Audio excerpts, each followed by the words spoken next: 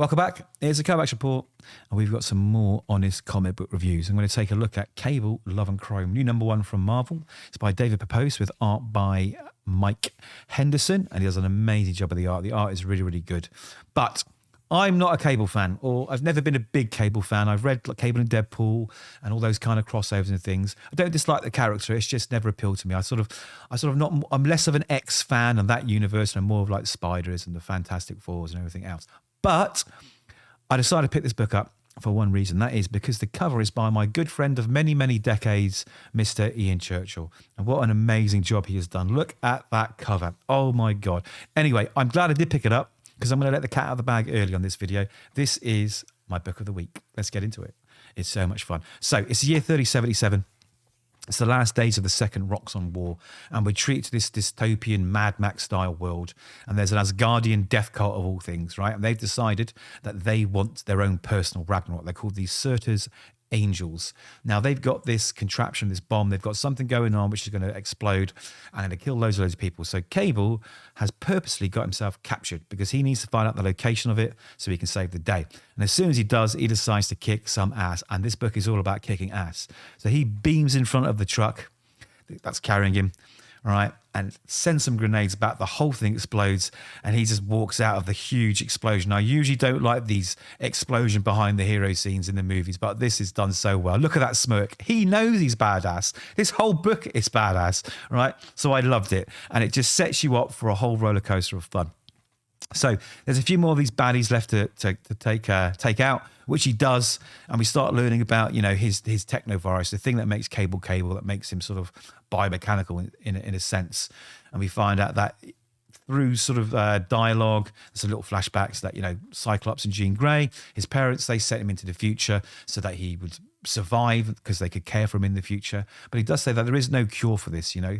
He's also saying as the older he gets, the harder it is to fight this virus off, just like anyone, you know. The older you get, your immune system, your body starts finding it harder to stave off illnesses and conditions. So he knows he's eventually going to have to succumb to this virus, and it's gonna basically kill him. Anyway, we get there and we find out that there's a Roxxon power core in this building, which they've turned into a dirty bomb. They've rigged it up to explode to kill everybody, basically. And he meets his villain, Kakada. I think that's how you pronounce it. Now, he's a bit like the Terminator villain. You know, he can sort of reshape his body into weapons. It looks like he can secrete acid as well because he starts burning off Cable's hand and part of his arm. So there's a big punch up, and he stabs him in the stomach. Now, he knows that he's running out of time, and the villain decides it's time to set that bomb off. Now, he can't defuse that bomb, right? So he's got to take that dude out. So he slices him in half, but it's not enough because he's sort of techno-organic as well, right? So he hits the switch. Cable decides that, well, I'm going to have to beam it out. And the only safest place that I could think of is the farthest reaches of time. So he takes the bomb out there and it explodes. It sends him literally falling through centuries of time. And you can feel his body working the hardest it's ever worked. He's trying to keep him alive. He's trying to repair. You know, he's fighting. He's fighting to stay alive. And then we get this little flashback, so you get a little picture of his losses, moments in his time. So if you haven't read Cable, it's a nice little introduction to who he is, and it shapes up the whole book straight away right at the beginning. After you've got that, you're good to go.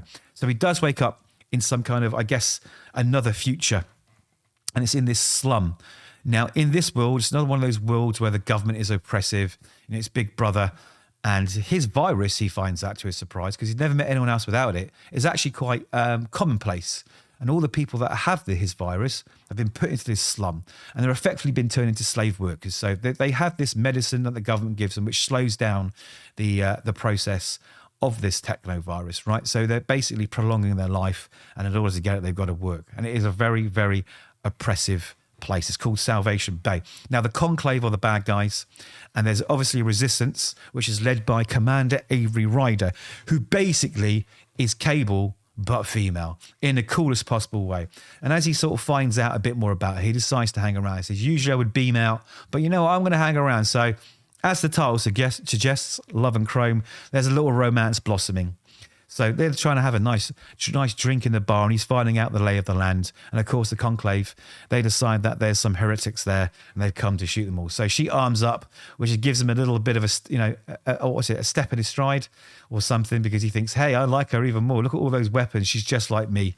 And they go out to kick ass. And they really, really do. They absolutely kick ass until this tank turns up and pushes him through a wall. But of course, he's Cable, so he tears the gun, the turret off, and he decides to kick their asses with it and send them packing. Now, the issue ends there. You can see these two are going to form some kind of romance.